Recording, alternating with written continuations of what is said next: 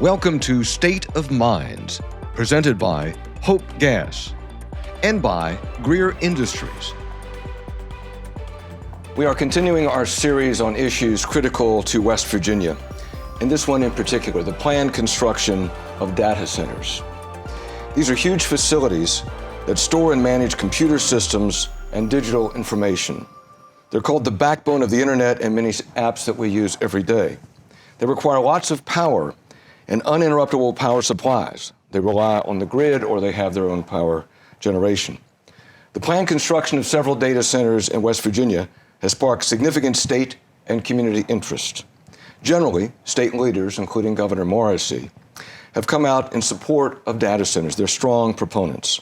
They say they contribute to the state's economic growth and well-being. However, some community leaders have expressed concern about the impact of these centers on the quality of life and the environment. This is especially true in Tucker County, where the Virginia-based company Fundamental Data has begun the process for what is called the Ridgeline facility, a data center and natural gas power plant between the communities of Thomas and Davis. Amy Margolies is executive director of the organization Tucker United, which strongly opposes the construction of the data center and associated natural gas power plant in their community. Amy, welcome. Thanks so much for having me. It's an honor to be here. It's good to have you here. Let's begin with you. Why did you're a resident of Tucker County, lived there for a few years. Why did you get involved to the point where you're actually one of the leaders of this organization opposing the data center? What got you involved? I didn't intend to be involved. I've lived in Tucker County about 10 years, and it kind of sucked me in. I think it happened to all of us. It's kind of something that happened to us rather than us getting involved in it. We had a local resident that saw an air quality permit in the local paper and said, "What is this?" And the local officials didn't know what it was. And we all just came together to ask questions. And it kind of went from there, which is continually looking for answers to our questions. And the bits we could learn, we felt were concerning. And so we kind of came together as a community to try and get some answers. But what about you personally? I mean, you're one of the leaders of this organization. So what prompted you? What pushed you to the lead? My kids, really. I mean, that's what drives me. And you have two children? I have two children. Yeah, I have a 6-year-old and a 2.5-year-old. And I just was worried about the implications for them. And I just wanted to know how this was going to impact my life and my kids' lives. I was coaching soccer right next to where the plant was going to be located. My son's school's right there, and it felt so close. I said, I just want to understand what's going on. And really, there's a whole group of folks who came together, and we've been working on trying to get answers since then. So were your initial concerns that you knew something but didn't know a lot more? You didn't know details? That was your initial concern? Well, the initial concern was just there's this big power plant that looks like it's going right on top of Davis. And I think everyone was asking the same question, why? What is this for? It's so close to the town. How is this going to impact us? And it kind of went from there. And as the scale of the project became kind of larger, or our understanding of it, I think our concerns grew that we just didn't have a lot of information. Because I think when a large project comes to a community, what you expect is someone's going to come talk to local officials and say, hey, here's what we're thinking. We'd like some feedback, or here we're going through the permitting process. And there was none of that even to our county commission or to our mayors. So it seemed rather unusual. So I think the level of secrecy was something that stood out to us. Did that foster anger as well? I think it fostered fear, honestly. I think people were afraid because they didn't know what they were looking at. And I think over time it has fostered some frustration among the community because it's been now, I guess, 13 months, and we've just had our first meeting ever with the company themselves, who've been requesting communication from the beginning. So I think it's been a long time coming. And there's still not a lot of answers to some basic questions. So, and I'm going to get to that because they have Fundamental has come out and had at least one meeting that I know of. So we're going to talk about that. Correct. There was the town hall meeting last month where two representatives from Fundamental revealed that it was a 10,000 acre project spread across Tucker and Grant counties including 1,500 acres for the data center, 300 acres for power generation, 3 giant diesel fuel tanks holding millions of gallons of fuel for backup generation. 1 tank will be for environmental protection in case of a leak. So there were more details that came out at that meeting. So when you heard those details, did that answer some of your questions, or did it raise more concerns, or both? I think both. I think it, I know, for one, I mean, that meeting wasn't announced publicly that they were going to be there. So it wasn't announced. It was an announced meeting, though, right? Just not that they were going to be, not that Fundamental was going to be there. Correct. Yeah. So I think if more folks had known they were going to be there, there would have been more folks in attendance. So I was there, and I think for me, the continually expanding scale and parameters of this project led to further questions. I mean, some of the basic questions we had from the beginning still weren't answered in that meeting. For example? For example, just basic questions on the relationship between, like, is this going to even be a microgrid or not? That's still a question. They haven't answered that question. Basic questions about, we know where the location of the gas plant is, but there's going to be a second gas plant, a nuclear plant, and they also added a coal gasification plant. So this is quite a large scale. And I think, when it comes down to it, what's unusual about this, what comes to me is kind of scale and the speed and the secrecy, right? So it's not that, when we talk about this, it's not a data center we're talking about. This is a 10,000 acre complex.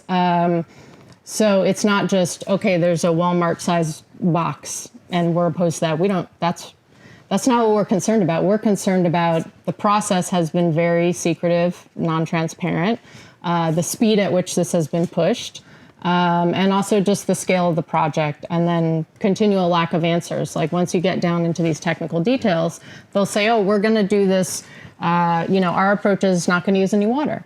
And we say, okay, great. Can you explain that technology? And they'll give an answer and said, when you do that, can you tell us about what impacts that will have on the water quality, or how these things are going to work? And it basically, that's where the answer ends. And they say, we're not going to tell you. Or who are the partners in your business? We can't get a lot of information from your website. And they say, we don't have to tell you. What's your financing? Don't answer that question. Do you have an end client? Don't answer the question. So I think, and it is a little different from other proposals around the state, because in some places around the state, who is backing the project. There's a long-term hyperscaler client like Amazon or Google or Microsoft. And so there is a face you can put to the company and say, hey, let's engage with that company and have the conversation. The Mountain State is full of pioneers once again. We have one of the most advanced robotic heart surgery programs. The world's most advanced clean steel facility. 2,000 construction jobs, 800 full-time permanent jobs. West Virginia is going to end up being a leader, an example to the rest of the U.S. West Virginia is for hope. Hope Gas is lighting the way forward for West Virginia. Learn more at wvisforhope.com.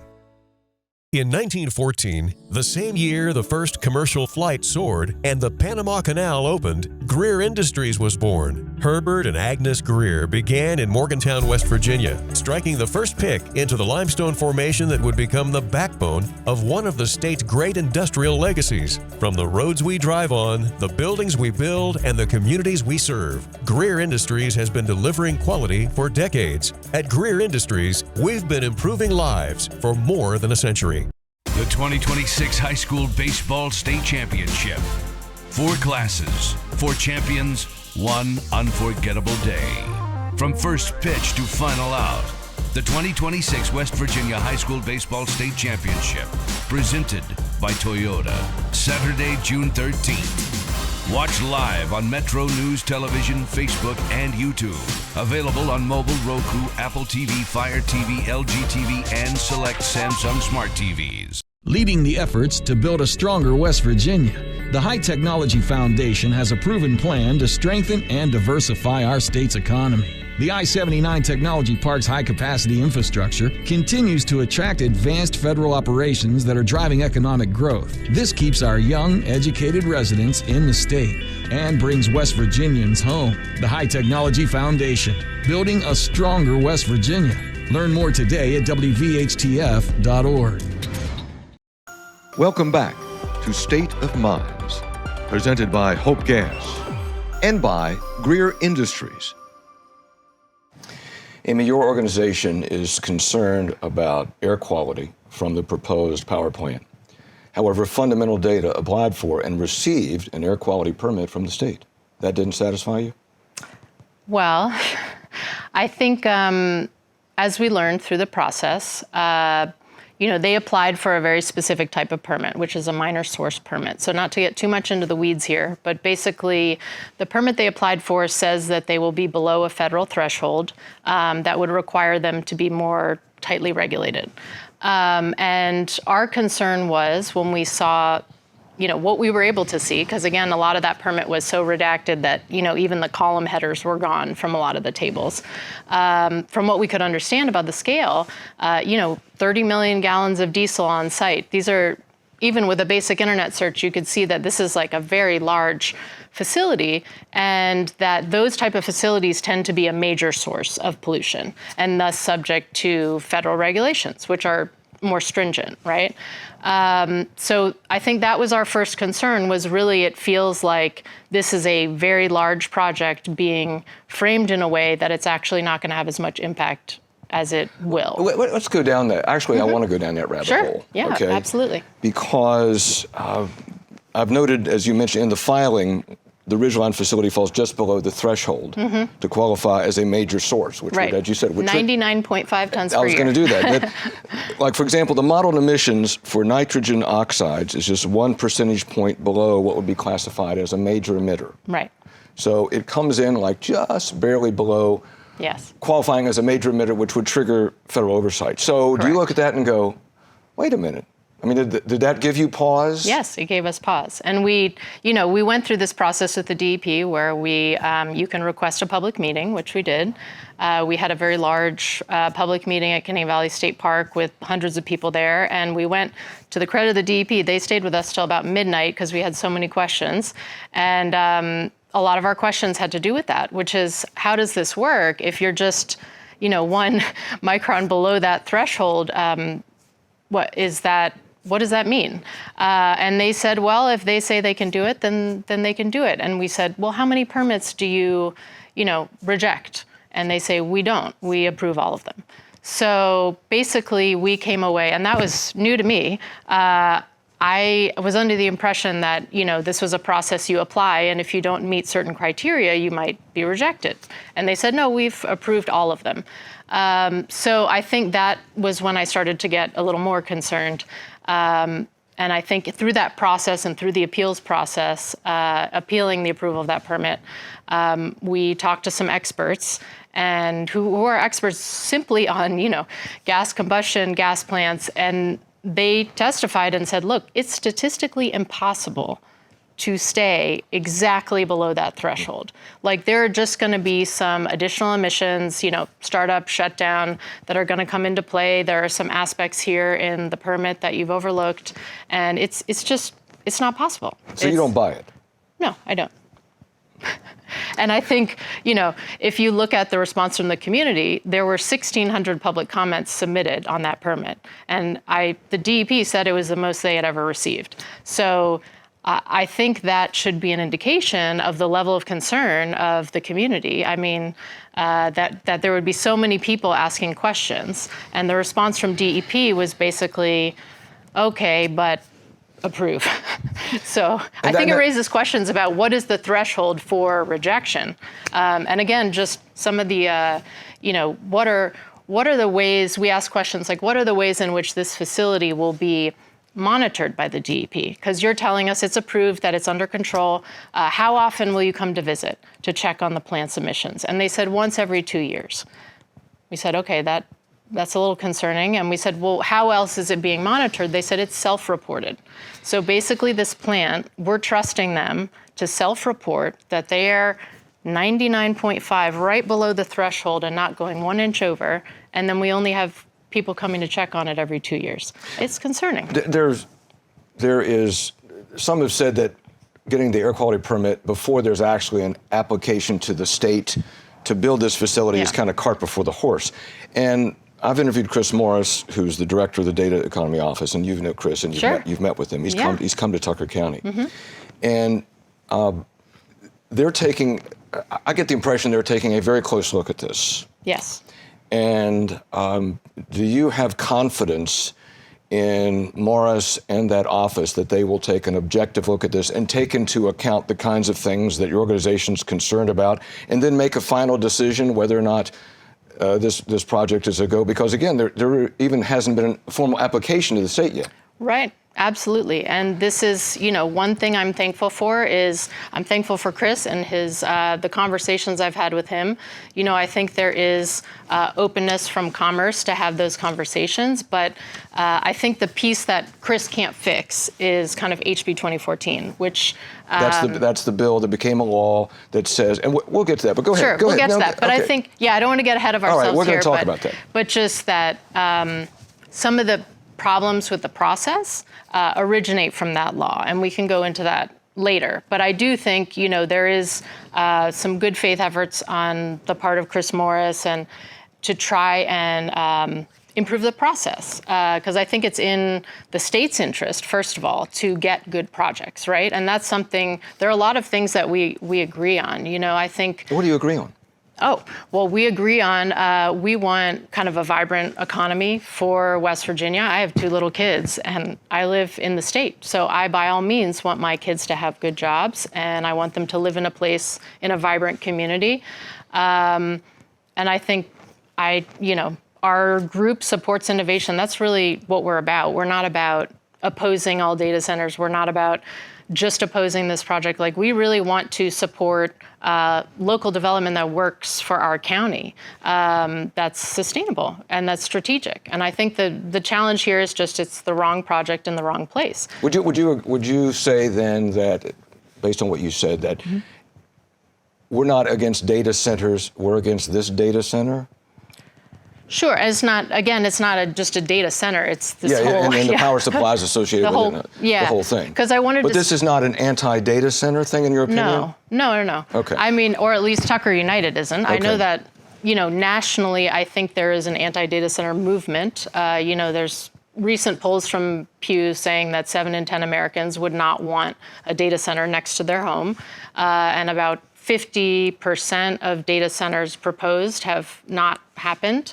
A lot of those because of community pushback and speculative investors. So I think that's the other piece that Chris and I agree on, which is he was saying, look, 8 out of 10 of these applications I'm getting are totally out of left field. They're speculative. And that's the feeling I have about this project.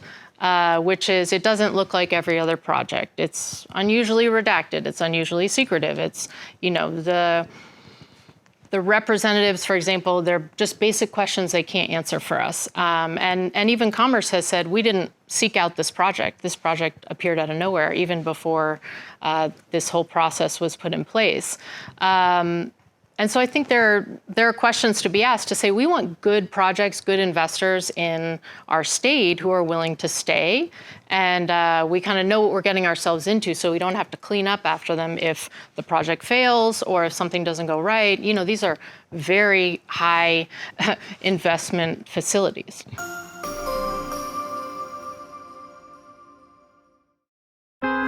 West Virginia has mountains of potential. I grew up in the Kanawha Valley. It's a privilege to be a West Virginian. What we've got to continue to drive in this state is that concept of hope for the future, moving not just West Virginia forward, but moving the nation forward. West Virginia is for hope. Hope Gas is lighting the way forward for West Virginia. Learn more at wvisforhope.com.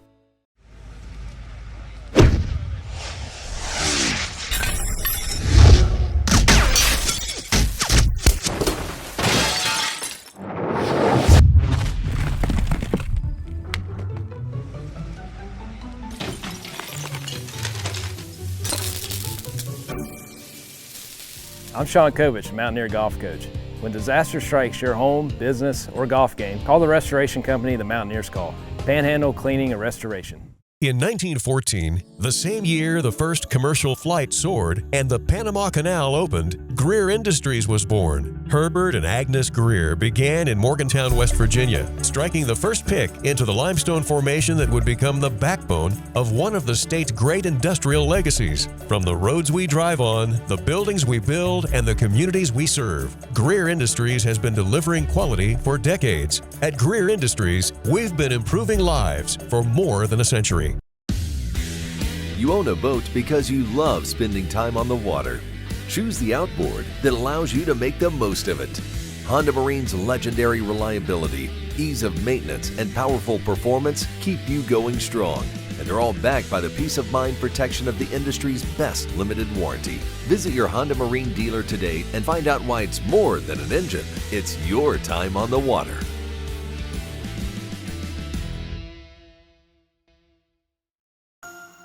Welcome back to State of Minds, presented by Hope Gas and by Greer Industries. Certainly there are people in Tucker County that want this. Sure. Mm-hmm. And you mentioned that economic growth, the reason for kids, your kids, other kids to stay there. Average home in Tucker County costs like $400,000. Average salary is like $60,000. People would like good jobs. Yeah. These are supposed to be good jobs. So I'm not asking you to speak for those folks because you're with Tucker United, but sure. But what kind of conversations do you have with people in your community, friends, neighbors, people you meet who say, yeah, back off, we want this? Sure. And I totally understand those positions. I mean, I think when it comes down to it, it should be a community's decision about whether this particular development works for them. And I think that's what we've been saying from the beginning is let local communities decide about what they want for their future. And that kind of goes back to HB 2014, which is let people have local control. If there are going to be communities who say, we agree, this is going to work for us, we've weighed the pros and cons, and for us this works, how can we leverage this process to get what we need for our community? Because that's going to be different in the coal fields versus Tucker County versus wherever. West Virginia is very different in many ways. And I think our feeling is that we don't want to destroy what's working, right? So not replacing the economy we have, but building from it, right? So I think that this proposal at this scale with, the whole aspect of it is not necessarily going to support what we already have. So we don't want to destroy our existing economy, which is based a lot on tourism, visitation, that kind of thing. Sure, it's based on many different things, but definitely tourism is a part of that. And if we don't maintain the resources that we have, which are, really beautiful mountains, clean air, water, quiet, dark skies, these are things that people from all over the state and outside of the state come to enjoy. And I think that's something we want to preserve. Now, is tourism the answer to everything? Absolutely not. There are folks who work in construction, there are folks who work at Kingsford, there are many other important businesses in our county, and we need to diversify that economy. But, taking something of this scale is really not only just, it's changing the character of our county, right? We have a rural character, outdoor character, wild character of our county. And we would be kind of putting in this utility size industrial landscape. And I think it would change the character of our county. And we also want to make sure, so we are working really hard to get more information, right? Mm-hmm. So we're trying to get more information on how many jobs actually would be created. Because I think we're watching what's going on around the country and saying, okay, let's figure out for these facilities, how many jobs really are there? Because we see, at least in the data centers themselves, I think it's been widely kind of agreed upon. I've heard Capito talk about it and other folks saying, look, there really aren't many jobs in the data centers themselves. They're basically self-sufficient. They now are even developing robots to basically maintain the data centers. So we're talking about the plant, for example. We know that the plant has 50 parking spaces. So you can kind of start from that logic and saying, okay, just looking at the scale, if they're saying there are 5,000 jobs. Well, construction jobs. Sure. But they said, so we've been asking those questions. How many are permanent? How many are construction? So these are some of the questions we can get into, of like the conversations we had with the company is, those are questions that everyone should be asking. And if you're in favor of the project, you should be able to ask those questions and say, are these going to be union jobs? What's the wage going to be? Are you going to guarantee these jobs to West Virginians? Because I think the reality is for a lot of these data centers is they bring in modular units. They bring in crews from out of state. And when we talked to them, they said, yeah, we're going to have a contracting company. And I said, are you going to hire all West Virginians? They said, well, we'll hire the contracting company and we'll encourage them to hire West Virginians. And to me, that's not a guarantee, right? That makes me concerned. You've mentioned several times House Bill 2014, and that's the bill that became law, and that essentially said, it was supported by the legislature, by the governor, that said that this is going to be a state decision, that there's not going to be a way for a local entity to object to or sign off on a particular project. Right. So that has left many communities saying we can't do any. We've got no leverage here. Is that how you have felt about this based on the law? Yeah. I mean, I think the law is kind of the fundamental flaw in this process, which is I don't think we need to preempt local communities in order to get good economic development. I don't think those two things, I don't think we have to steamroll our communities and their decisions in their own future in order to get investment. And I think we can fix that, but I do think that from a community standpoint, people are not feeling good about that because they feel very frustrated. And I think something that I really love about West Virginia is kind of both the strong communities, but really the independent streak. And I think for me personally, that is something that's worked really well for me because that's part of my personality too. But frankly, I don't really want Charleston deciding the future of my kids. I don't want Charleston taking revenue from our county. And I think it feels to me not very democratic to say, hey, we're going to make these very large-scale decisions. I mean, these are really very impactful facilities. It's not one data center. It's 1 gigawatt of data centers. It's a gas plant. It's a nuclear plant. It's all these things. And say, look, you guys don't have a choice. Not just the people of Tucker County, but the county commission, the mayors, all these people. You guys don't get to choose. I think that's a very valid point, by the way. But also, I know that Tucker County doesn't have zoning regulations, to my knowledge. Canaan Valley does. Yeah. That if a community is truly that concerned about what's going to be built where and protecting the character and integrity, wouldn't the county have zoning? And maybe that's not a question for you. It's just an observation. Sure. Oh, well, they've tried for years. I mean, they've tried for years. They've had a big plan and a subdivision ordinance and all this stuff and had really struggled to get it passed. But it's not just, I don't think that really addresses the issue, which is, I think actually the town of Davis did pass an ordinance saying we don't want this. But again, we've never had to face this type of proposal. And so I think now that it's being proposed, there are things that counties do want to do. They say, hey, well, what if we wanted to create a noise buffer zone around the town of Davis or the town of Thomas, or just basic questions like that? Or what if we wanted to ensure that the water supplies in Thomas, which are already very challenged, would not be affected by this facility? Really what we have going for us now is taking them on their word.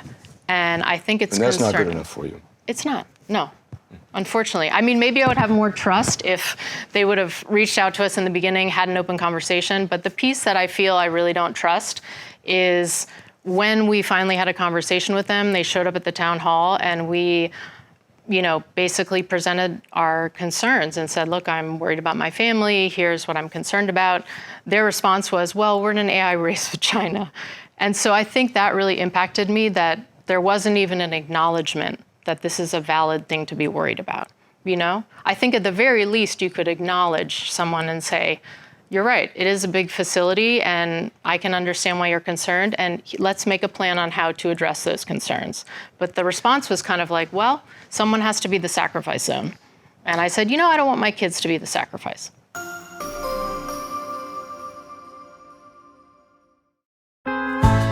best thing about West Virginia is West Virginia. It's family, faith, and integrity. It's a strong work ethic. Everyone knows their neighbors. I think we feel closer to nature and we feel closer to each other. You can achieve anything here.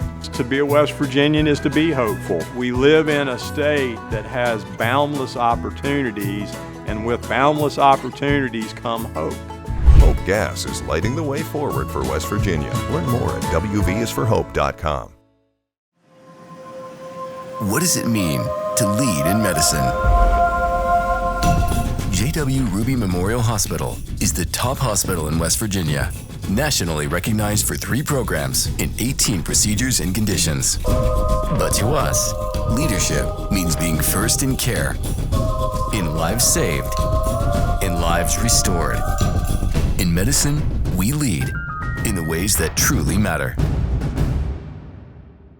In 1914, the same year the first commercial flight soared and the Panama Canal opened, Greer Industries was born. Herbert and Agnes Greer began in Morgantown, West Virginia, striking the first pick into the limestone formation that would become the backbone of one of the state's great industrial legacies. From the roads we drive on, the buildings we build, and the communities we serve, Greer Industries has been delivering quality for decades. At Greer Industries, we've been improving lives for more than a century. Sunshine, open roads, and a new Toyota from Dan Calva Toyota World. Lease an all-new Camry for as low as $398 a month. All new Tundras now up to $8,000 off. All new Tacomas now up to $4,500 off or lease as low as $399 a month. $7,500 off the new BZ or 0% financing for 72 months. We've got a Toyota for you at Dan Calva Toyota World in Fairmont. Shop the world. Welcome back to State of Minds, presented by Hope Gas and by Greer Industries.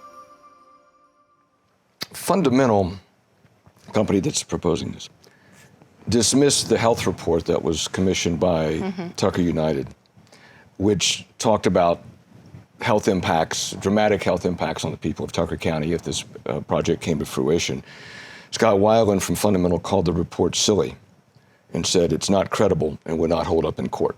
What's your response to that?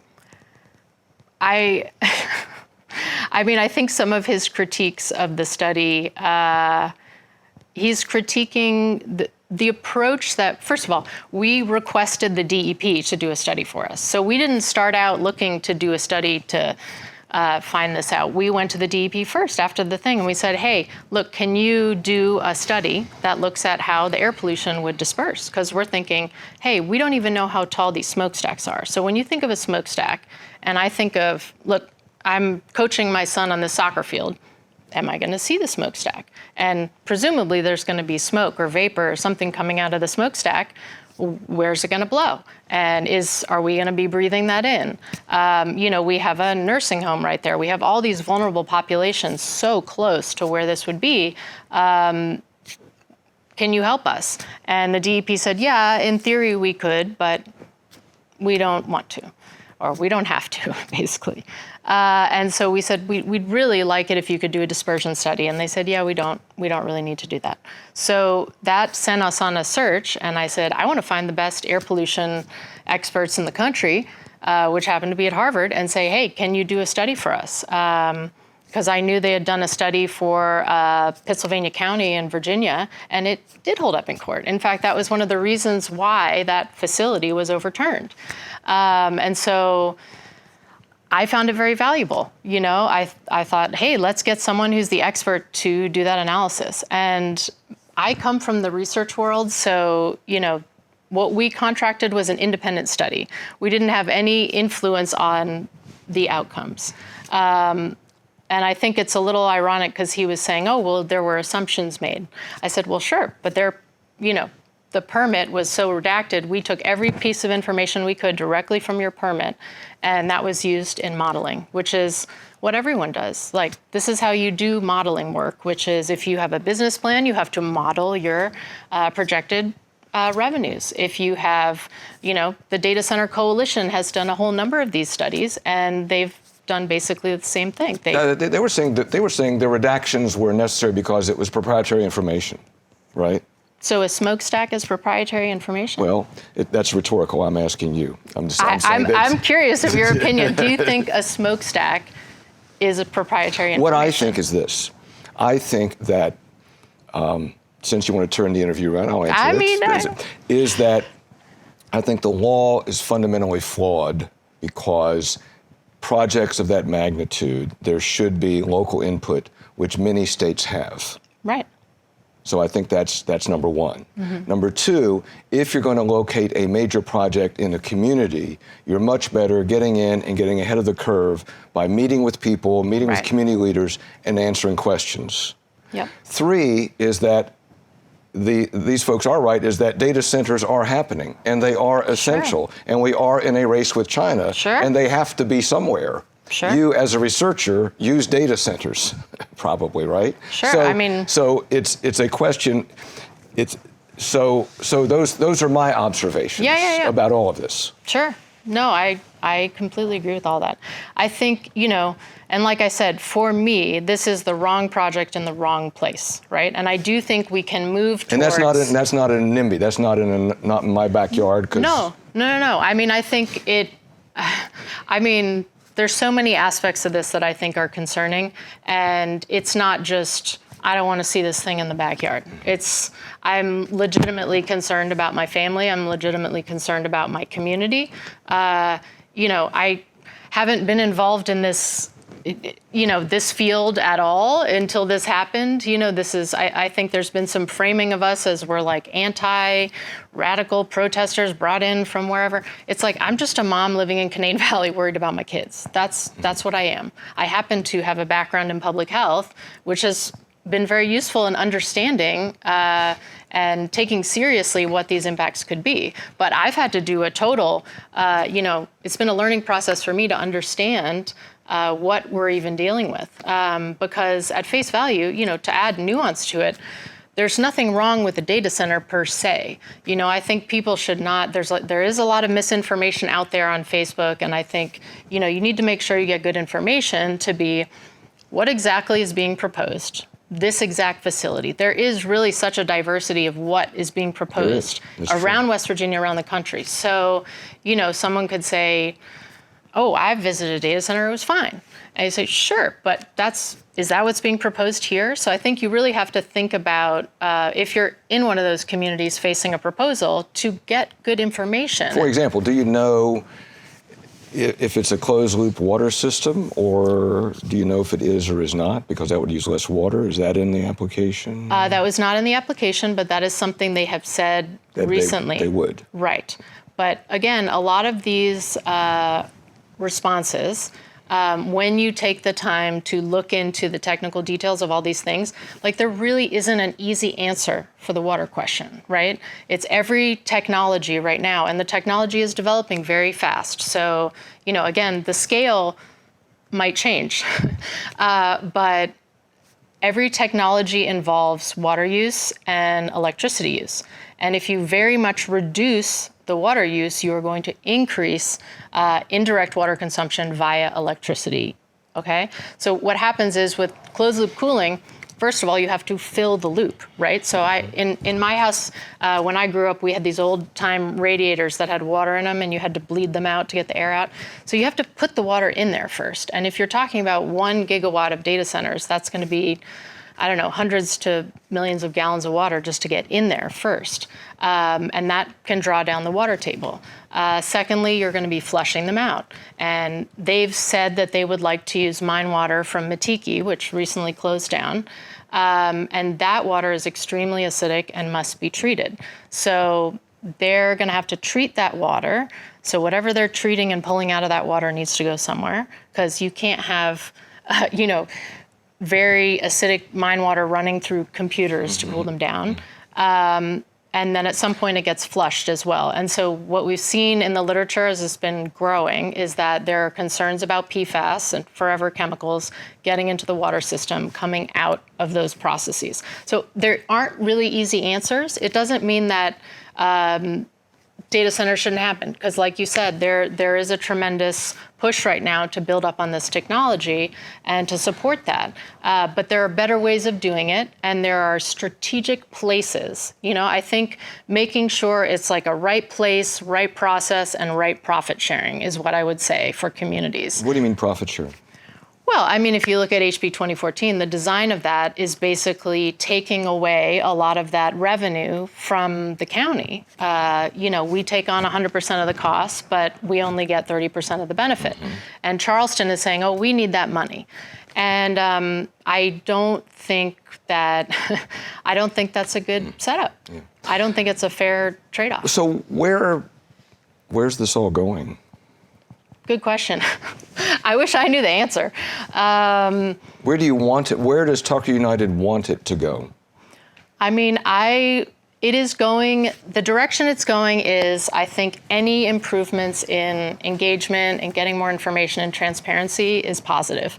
I think the engagement of the community just with itself has been amazing. It's been a very motivating process to get to know a lot of folks in the community who I didn't know before, and having difficult conversations and saying, hey, you know what, let's not go on Facebook and do these, extreme conversations. I tend to avoid that, but, there are folks who are very much just wanting to post on Facebook. Let's get in the same room and have a conversation. And we've been trying to foster that over the past year by saying, we had a meeting at the church and we broke bread together. And we said, everyone in the room, put in a topic that you're concerned about into a basket, and then we're going to come up and we're all going to have a community conversation.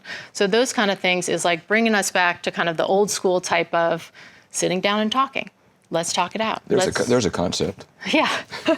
Let's just figure it out in person, face to face, and just say, if it's much harder to cuss someone out in your face-to-face than it is on social media. And I think people are more accountable to each other, and to say, okay, you know what, I'm not just gonna have this trigger reaction. I'm actually gonna sit down and say, okay, if you're concerned about this, let's talk about it. What can we do to make sure that everyone's concerns are taken into account? And I think the key piece that I'm concerned about is that the law kind of doesn't allow for that process, that the law kind of disempowers communities and takes away their voice, which is, I think it's an important process for any community to go through to say, where are we going? What is strategic for us? And I think it's also strategic for a community to build on its strengths. And I think this is something that, West Virginia's top economists, like John Deskins, has done research on this and saying, the things that really work out, you want to build on the character of a place, on the regional strengths. And so I think that would be key for what I would hope for Tucker County, is that our growth is strategic, that it builds on our strengths, and that it supports, the next generation, because that's what I'm focused on. Amy Margolies, Tucker United, thank you so much. Thank you.